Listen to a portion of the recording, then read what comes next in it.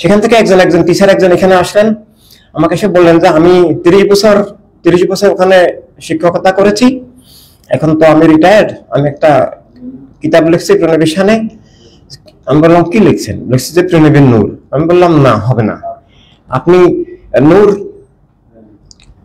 নূর আরো অনেক কিছু আছে, প্রণবের প্রতি নূর এটা ইমান না, নূর আল্লাহ এটা ইমান, যে আপনি আল্লাহর নূর ইমান রাখেন কিনা এবং সেটা লেখেন। আপনি শুধু নূর বললে ইমান হবে না, আপনি আল্লাহর নূর হিসাবে আপনি যদি আপনার কাছে এলাম থাকে, দলিল থাকে, আপনি আরো অনেক সব কিতাবপত্র থেকে নিয়ে একটা সংকলন করেন, তাহলে সেটা মানুষের ইমান পাওয়ার উসিলা হতে পারে, শুধু নূর বললে ইমান হবে না। সবচেয়ে জরুরি তো ইমান, সবচেয়ে জরুরি তো প্রেরণাকে চেনা, সবচেয়ে জরুরি তো আল্লাহ তাআলার হওয়া, সবচেয়ে জরুরি তো বাতিল থেকে মুক্ত হওয়া, সবচেয়ে জরুরি তো হক বাতিল চেনা, সবচেয়ে জরুরি তো জীবনে হকের ধারক হওয়া। কিন্তু কোনো কিছু এখন নাই, নিকট ইতিহাসও ছিল না। কলেমার উচ্চারণ আছে কিন্তু কলেমা নাই। টাইটেল পাশ করলে, মাদ্রাসার কামেল পাশ করলে আলেম বলেই। খুব হাস্যকর, লজ্জাকর এবং জিনিসটা শতভাগ মিথ্যা। না, এই কথাটাও পুরোপুরি সত্য না। আলেম তৈরি না, মুসলমান তৈরি হয়। এটা তো আমাকে দেখাতে পারলে আমি কৃতজ্ঞতার সাথে আমি তার কদমে একটা চুমু দিব।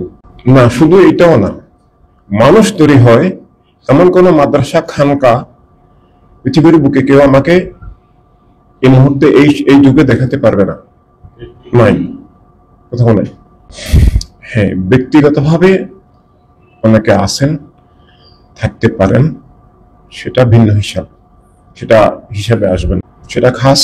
এখন বাতিল থেকে মুক্ত হওয়া, হক চিনা, আসল ইসলাম নকল ইসলাম বুঝা, ইসলাম আর ইসলামের বিপরীত গায়রে দিন, দিনে হক আর দিনে বাতিল চিনা, এটা অবশ্যই আলেমের দায়িত্ব। আলেম দাবির ভিত্তি তো হচ্ছে হক বাতিল চিনা এবং হক বাতিল সবার সামনে তুলে ধরা, দলিলের সাথে, আলেমের সাথে বাতিলকে প্রতিরোধ করা, হককে কায়েম করার সাধন বলেছে, এগুলো আলেমের দায়িত্ব। আসলে এটাও পুরোপুরি সঠিক কথা নয়, এটা অস্বাভিমানদারের ইমানের দায়িত্ব। আমরা এমন এক সময়ে এখন আসি যখন কলেমার উচ্চারণ আছে, কলেমা নাই। বিসমিল্লাহির রহমানির রহিমের উচ্চারণ আছে, বিসমিল্লাহির রহমানির রহিম নাই। বিসমিল্লাহ মানে তো, বিসমিল্লাহ তো অসীম বিষয়। এই যে হাদিস শরীফে বলা আছে যে সমস্ত ওহীতে যা কিছু আছে সবকিছু কোরআনুল কারীমের মধ্যে আছে, আর সব কোরআনুল কারীমের মধ্যে যা কিছু আছে তার সবকিছু সূরা ফাতিহা শরীফের মধ্যে আছে।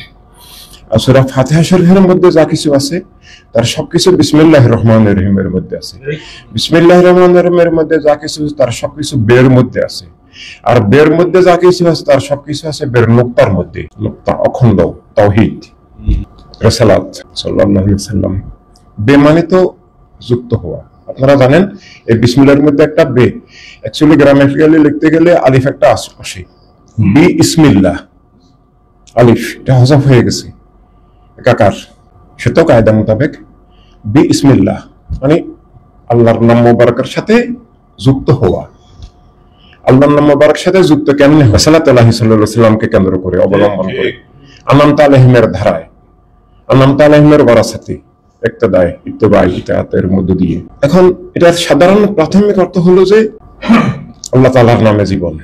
পানি খাই আমরা, খাওয়া দাওয়া খাই, গরু ছাগল মহিষ মুরগি জবাই করি, বিসমিল্লাহ ওমা উহিল্লা বিহি লিগাইরিল্লাহ।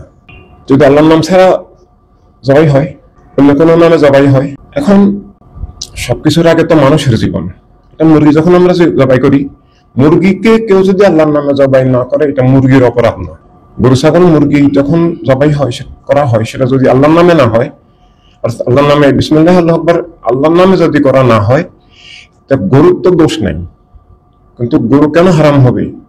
যিনি করেছেন তিনি করেন নাই, আল্লাহর নামে সেটাকে উৎসর্গ করা হয় নাই, তাই সেটা অরিজিনালি হারাম নয়। কিন্তু সে যেহেতু আল্লাহর নামে করে নাই, তাই জীবন আল্লাহ ছাড়া কোনো নামে উৎসর্গিত হতে পারে না। আল্লাহ হাবিব সাল্লাল্লাহু আলাইহি ওয়াসাল্লামের নাম মোবারক উৎসর্গ হওয়া আল্লাহ তাআলার নামেই হওয়া।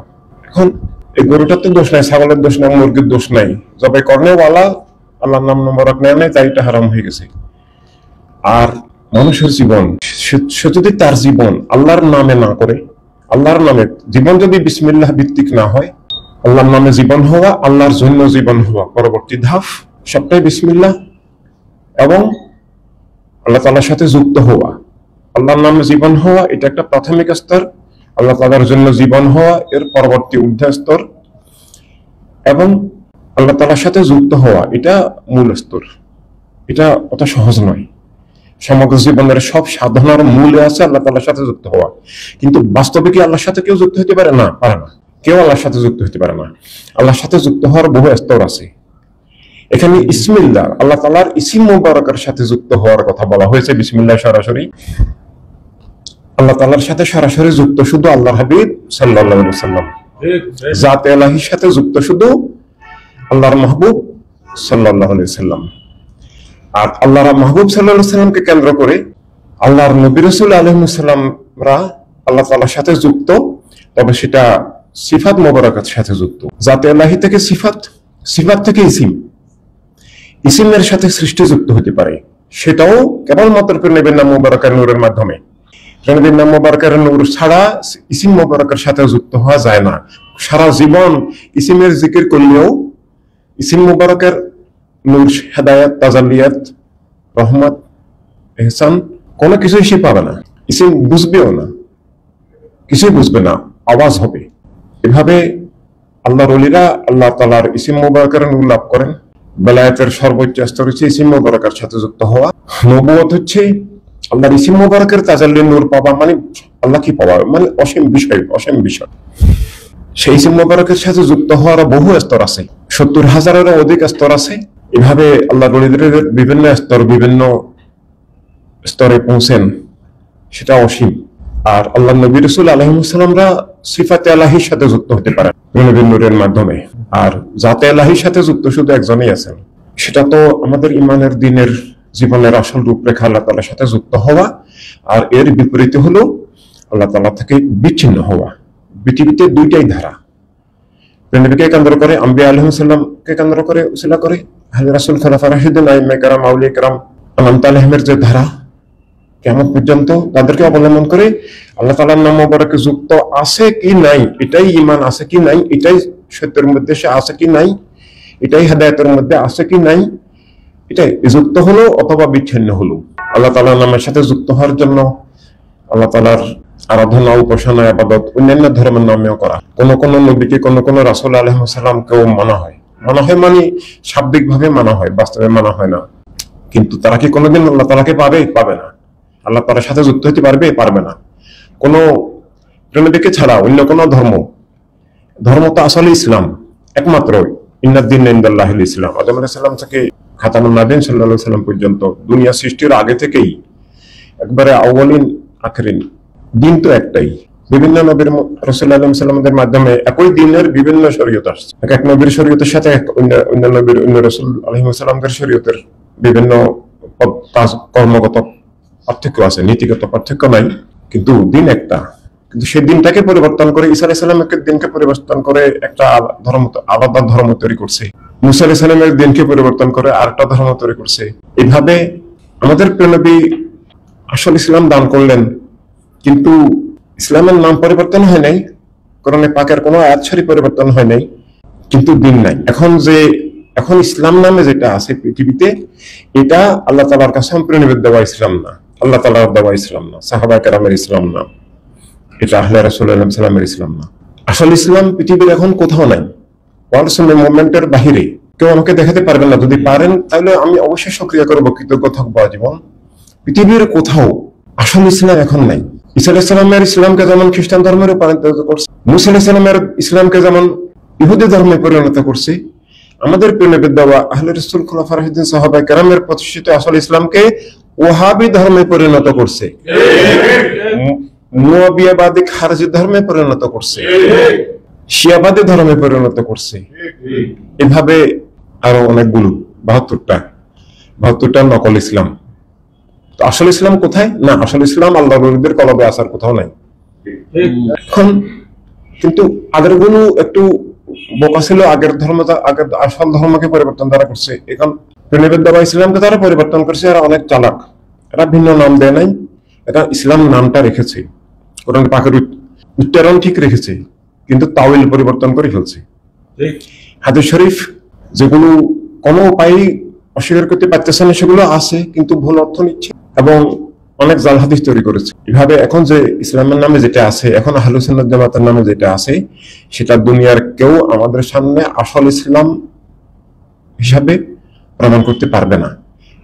আমরা আসল ইসলাম আল্লাহ রাসূল সাল্লাল্লাহু আলাইহি ওয়াসাল্লামের রহমতে আউলিয়া কেরামের দর বরকত আমরা আসল ইসলাম আধ্যাত্মিক, রাজনৈতিক, মানবিক সব দিকে তুলে ধরেছি।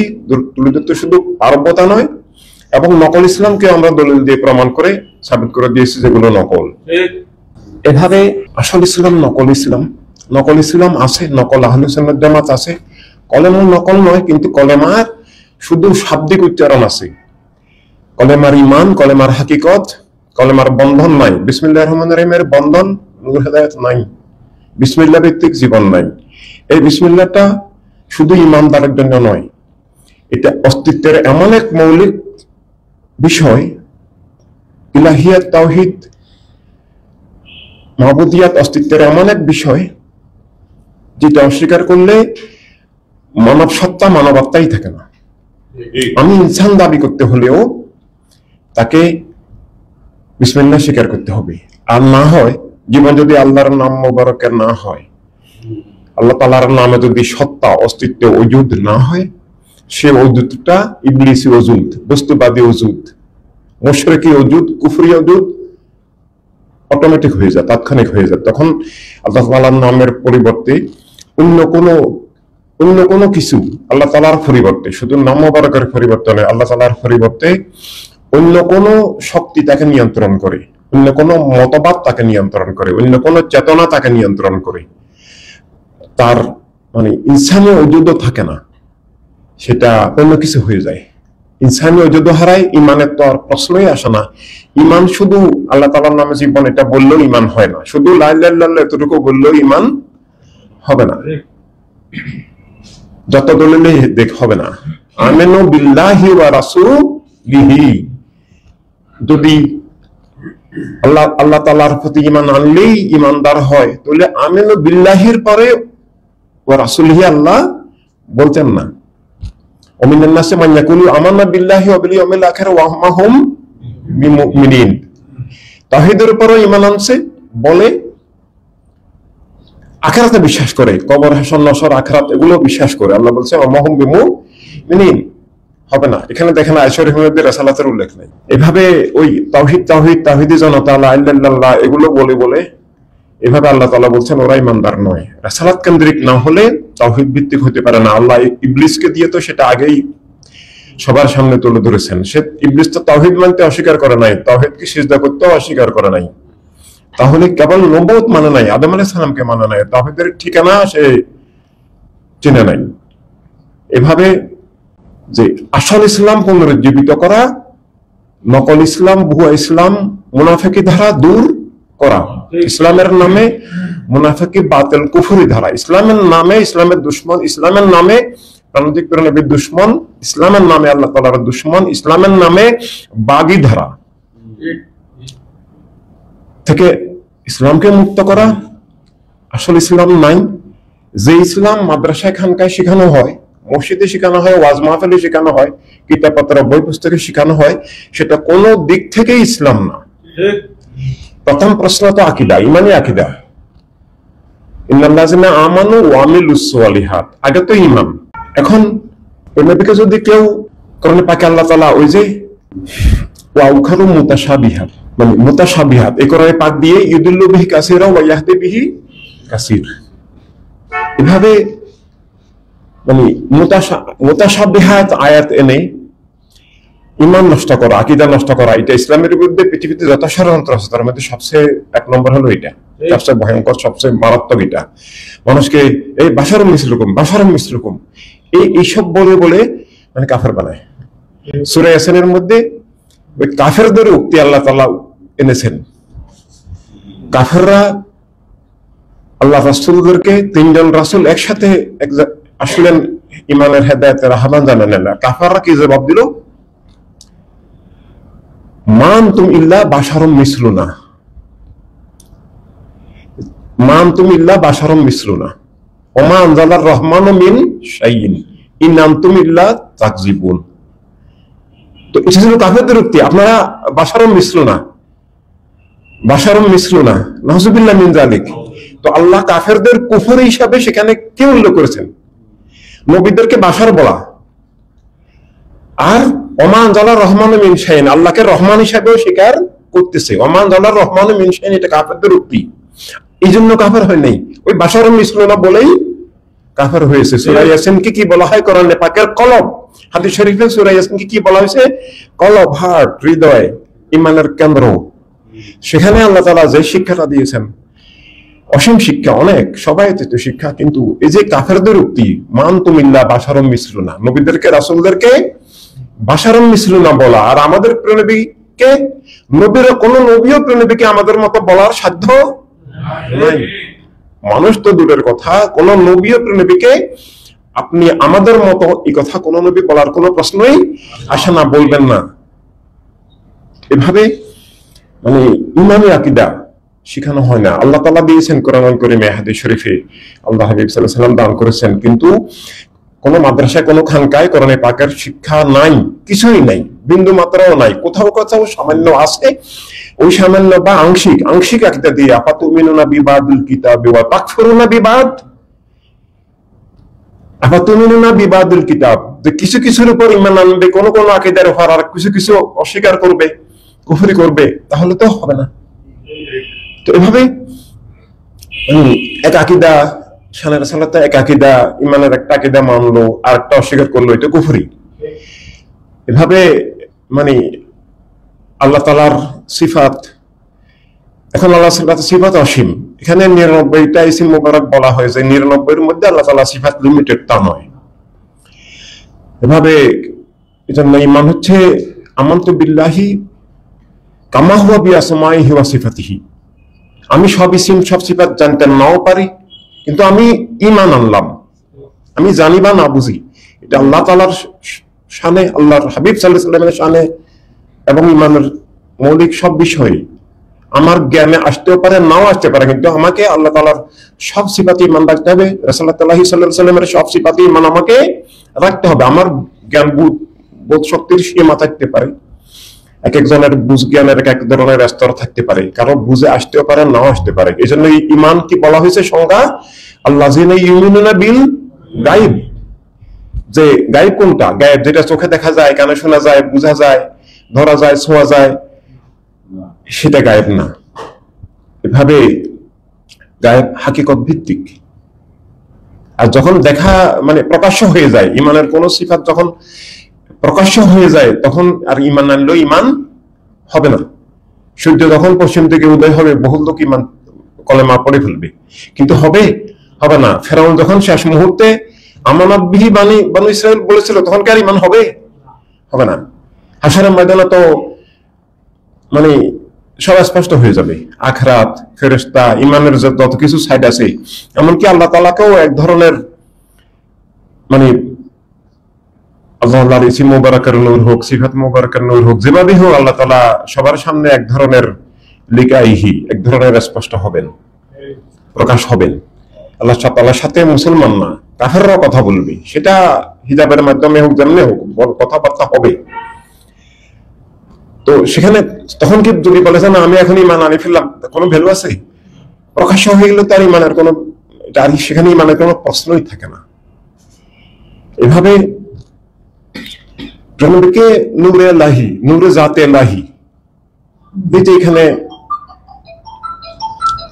লালমাটিয়াতে তৈয়বিয়া মাদ্রাসা একটা আছে না, সুন্নি মাদ্রাসা দাবি করে, কুফরি আখড়া, মুআবিয়াবাদের দালালির আখড়া, খারজি আখড়া, মানুষকে শয়তান বানায়, জালেম বানায়, খবিজ বানায়। আহলে রাসূলুল্লাহ সাল্লাল্লাহু আলাইহি ওয়াসাল্লামের দুশমন প্রোডাকশন হয়, মুআবিয়ার দাস প্রোডাকশন হয়, মুলকিতের দাস প্রোডাকশন হয়, বস্তুবাদের দালাল প্রোডাকশন হয়। সেখান থেকে একজন টিচার এখানে আসলেন, আমাকে এসে বললেন যে আমি 30 বছর ওখানে শিক্ষকতা করেছি, এখন তো আমি রিটায়ার্ড, আমি একটা কিতাব লিখছি প্রেনবীর শানে। আমি বললাম কি লিখছেন? লিখছি যে প্রেনবীর নূর। আমি বললাম না, হবে না, আপনি নূর, এটা নূর আরো অনেক কিছু আছে, প্রেনবীর প্রতি নূর এটা ঈমান না, নূর আল্লাহ এটা ঈমান। যে আপনি আল্লাহর নূর ঈমান রাখেন কিনা এবং সেটা লেখেন। আপনি শুধু নূর বললে ইমান হবে না, আপনি আল্লাহর নূর হিসাবে আপনি যদি আপনার কাছে এলাম থাকে, দলিল থাকে, আপনি আরো অনেক সবকিতপত্র থেকে নিয়ে একটা সংকলন করেন, তাহলে সেটা মানুষের ইমান পাওয়ার উসিলা হতে পারে। শুধু নূর বললে ইমান হবে না। এভাবে আকীদা নাই, সব আকীদার প্রাণ, সব আকীদার মূল আকীদা নবীকে জাতে আল্লাহের নূর হিসাবে ইমান রাখা। এবং এটা যদি না থাকে, মুখে রাসূলুল্লাহ বললে ইমান হবে না।